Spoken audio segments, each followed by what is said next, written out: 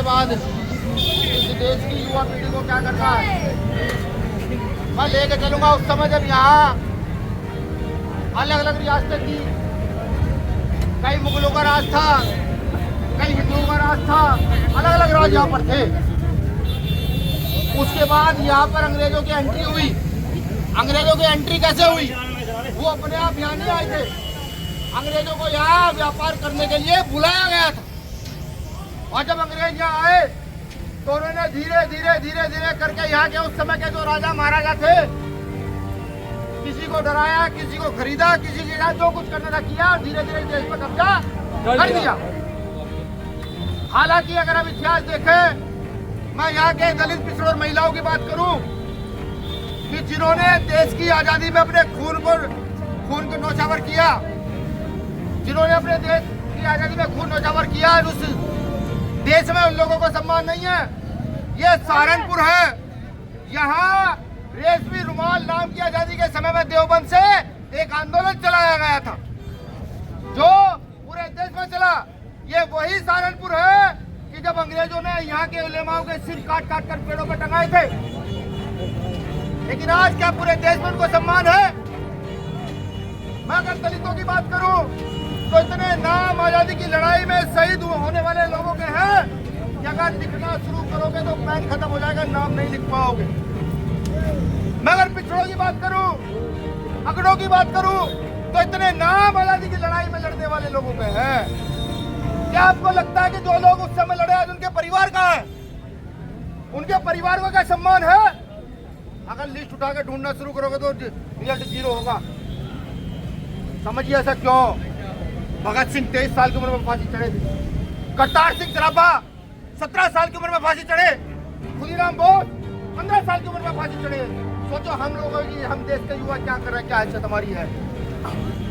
क्या हम इस देश की व्यवस्था को बदल पा रहे हैं? नहीं बदल पा रहे। 26 जनवरी 1950 को जब ये देश आजाद हो गया था तो डॉक्टर अम्बेडकर ने इस देश को संविधान दिया। उस समय लोग किससे लड़ रहे थे कि देश आजाद हो? हिंदू मुस्लिम आजाद होने के लिए नहीं लड़ रहे थे। कौन आजाद हो? ये देश आजाद हो। आज की लड़ाई जानते हो क्या है? आज की लड़ाई क्या जाति बचाने की है? नहीं। क्या धर्म बचाने की? नहीं। आज की लड़ाई है लोकतंत्र बचाने की। उस लोकतंत्र को बचाने की जो लोकतंत्र पूरे देश के अंदर आप लोगों को आजादी देता है, आप लोगों को अधिकार देता है कि एक रिक्शा चलाने वाले का बच्चा इस देश के सबसे टॉप के स्कूल में पढ़ सके। ये लोकतंत्र, इसको लोकतंत्र कहते हैं। एक ठेली लगाने वाले का बच्चा, किसान का बच्चा, एक मजदूर का बच्चा जा करके इस देश का प्रधानमंत्री मुख्यमंत्री बन सके, ये लोकतंत्र है। वो खतरे में है आज।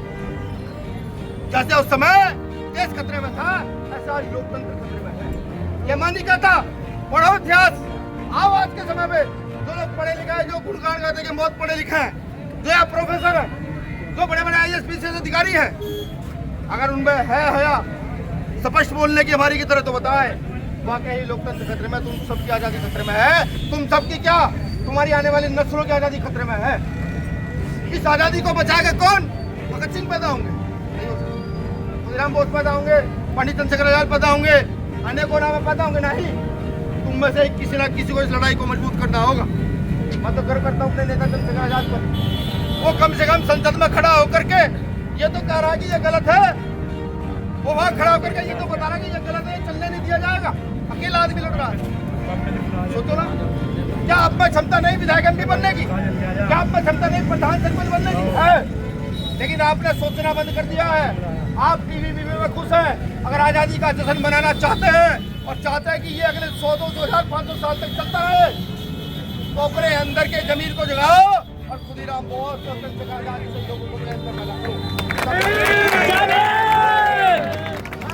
आपको इस आजादी की जो 80वीं आजादी हम बना रहे हैं, इसकी आपको पूरी बधाई देता हूँ। और ये बात मैं किसी जाति धर्म को कह के नहीं दे रहा हूँ।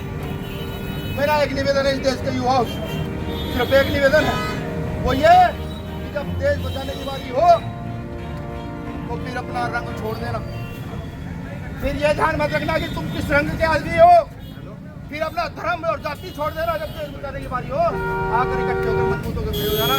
और आज देश खतरे में है, मुझे कहते हैं कोई दौरान। मैं शुक्रिया करता हूँ भाई हमारे चौधरी रविंद्र प्रधान जी का। भीम आर्मी के पार्टी के बहुत मजबूत साथी हैं। आज ये इन्हीं का काफिला, मुझे ये लगता है कुछ लोग तो टिकट मांगने जाते हो कि भाई हमें टिकट दे दो, और मुझे ये लगता है कि जनता कहती है कि आप टिकट दे दो। और भाई तो मैं बताऊँ, हमारे को नेता ने भी कह दिया वहाँ भाई गुजर रेजिमेंट बहाल होनी चाहिए, हमारे रेजिमेंट में गुजर रेजिमेंट बहाल। ठीक है, तो मेरी ओर से आपको शुभकामनाएं। आप लोगों को भी एक बार मैं कहूँगा जय भीम, आपका क्या कहोगे? जय भारत, जय भीम, जय भारत, जय भारत, जय भीम, जय भारत। एक शब्द में अपनी लाइन में बात खत्म और कर दूंगा। देखो, सोशल मीडिया पर लड़ाई कुछ नहीं होगा। जो लोग सोशल मीडिया पर गलत बोलते हैं ना, वो उनका आचरण, उनकी व्यवस्था और पारिवारिक संस्कृति क्या है ये शो करती है, समझ रहा है? जैसा भी एक छोटा भाई है खड़ा हुआ है, बिना वजह से फिर देगा। ठीक है, पुलिस प्रशासन का प्रभाव है, चिंता मत करो, हम ताकतवर आ रहे हैं। हमारे न्याय करने वाले लोग, जिस दिन हम बैठेंगे ना सत्ता में, उस दिन जो गलत है वही गलत होगा। मेरा भाई गलत है तो गलत होगा, ये डॉक्टर अम्बेडकर ने सिखाया है।